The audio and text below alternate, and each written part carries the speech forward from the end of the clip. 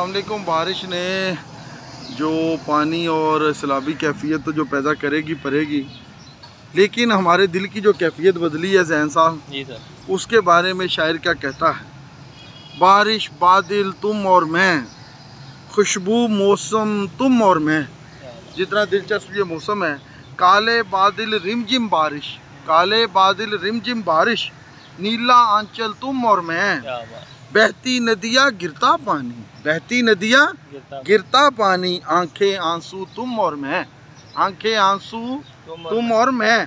पास किसी दरिया के कोई, पास किसी दरिया के कोई, भीगा झोंपड़ तुम और मैं, दूर किसी कोयल की कुकू, दूर किसी कोयल की कुकू, गहरा जंगल तुम और मैं, गहरा जंगल तुम और मैं।